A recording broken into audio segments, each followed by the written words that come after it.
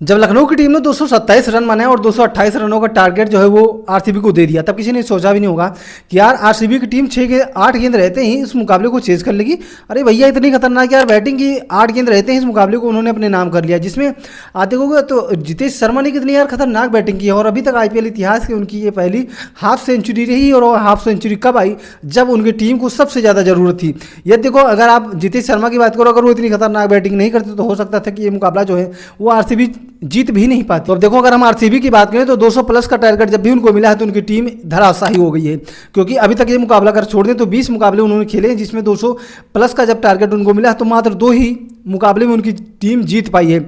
आज वो 21वीं बार इस टारगेट को चेज करने उतरे थे और 21वीं बार उन्होंने इतिहास रच दिया है। और भाई साहब 8 गेंद रहते ही इस मुकाबले को चेज कर लिया है। अब देखो, अगर इस मुकाबले की बात करें तो इस मुकाबले में सिर्फ आरसीबी की ही योगदान नहीं रहा है, आरसीबी के सिर्फ बल्लेबाजों का योगदान नहीं रहा है, इसमें बहुत बड़ा योगदान जो रहा है वो लखनऊ के जो फील्डर थे उनका रहा है। उसके अलावा लखनऊ के जो गेंदबाज थे उनका भी बहुत बड़ा योगदान रहा है, क्योंकि विलियम और रू की बात करोगे तो भैया इनकी लगातार पिटाई होती रही और ऋषभ पंत के पास कोई इसके अलावा उनके पास ऑप्शन भी नहीं था कि कोई छठा गेंदबाज ला करके सामने खड़ा कर दें। और वो लाए भी कब?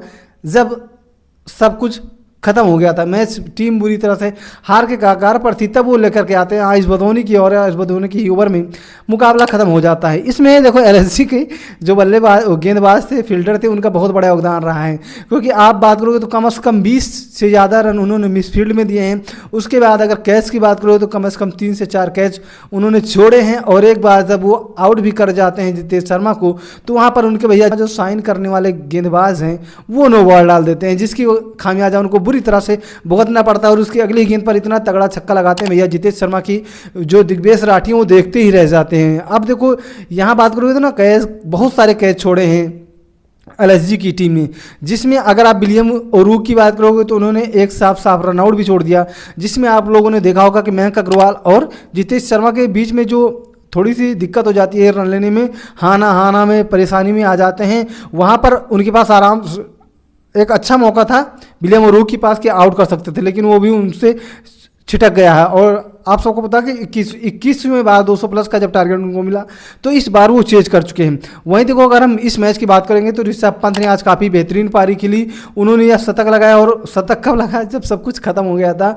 जो उनके मालिक संजीव गोयनका भैया, जब उन्होंने अपना पूरा निर्णय ले लिया होगा कि ऋषभ पंत को अगले साल रिटेन करना है नहीं करना है, तब जाकर के उनका शतक आता है। वहीं देखो इनकी बात करेंगे जितेश शर्मा की, तो भैया आज उन्होंने काफ़ी बेहतरीन पारी खेली। उससे पहले विराट कोहली और फिलिप सॉल्ट ने भी काफ़ी अच्छी पारी खेल कर गए थे।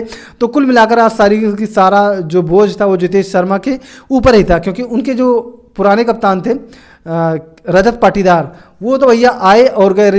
इस साल अगर देखोगे ना तो जो रजत पाटीदार है उनका कुछ समझ में नहीं आया। तो रजत पाटीदार आज भी 7 गेंदों पर 14 रन बना करके आउट हो गए। ऐसे ही यार वो, अगर आप बात करोगे ना पिछली 6-7 पारियों की बात कर लो तो उसमें उनका कुछ दिखा नहीं है कि कुछ कर पाए हो। फिलहाल स्टार्टिंग का जो मैच था उसमें उन्होंने अच्छा प्रदर्शन किया था। उसके बाद अगर हम बात करेंगे तो ये आरसीबी का जो आज रन चेज रहा है, ये आईपीएल हिस्ट्री का तीसरा सबसे बड़ा रन चेज भी बन गया है, क्योंकि इससे पहले बात करें तो पंजाब ने किया था पिछले साल केकेआर के खिलाफ, जिसमें केकेआर की टीम ने 262 रन बनाए थे, उसको सफलतापूर्वक पंजाब ने चेज कर लिया था। उसके बाद दूसरा सबसे बड़ा चेज जो है इस साल भी आया और तीसरा भी इसी साल आया। दूसरे की बात करेंगे तो पंजाब के खिलाफ आया था जब सनराइजर्स हैदराबाद ने 246 का पीछा किया, उसको आराम से चेज कर लिया था, जिसमें अभिषेक शर्मा की शानदार पारी आई थी। वहीं तीसरा जो सबसे बड़ा रन चेज रहा है वो आज विराट कोहली की टीम आरसीबी ने कर लिया है। किसके खिलाफ? लखनऊ के खिलाफ, उनके घर में ही कर लिया है। तो कुल मिलाकर के भैया लखनऊ की जो आरसीबी की टीम है, अब उसका अगला मुकाबला जो होगा वो होगा पंजाब किंग्स के खिलाफ, और इसके लिए हमें ज़्यादा इंतजार नहीं करना पड़ेगा। वो कल ही खेला जाएगा बृहस्पतिवार के दिन, जो पंजाब और आरसीबी की टीम में खेला जाएगा। इसमें से जो भी टीम जीतेगी वो डायरेक्ट फाइनल में जाएगी, और जो हारेगी वो दूसरे एलिमिनेटर जो टीम वहाँ से जीत करके आएगी उससे खेलेगी। तो फिलहाल अब आप लोग बता सकते हैं कि कल कौन मुकाबला जीत रहा है।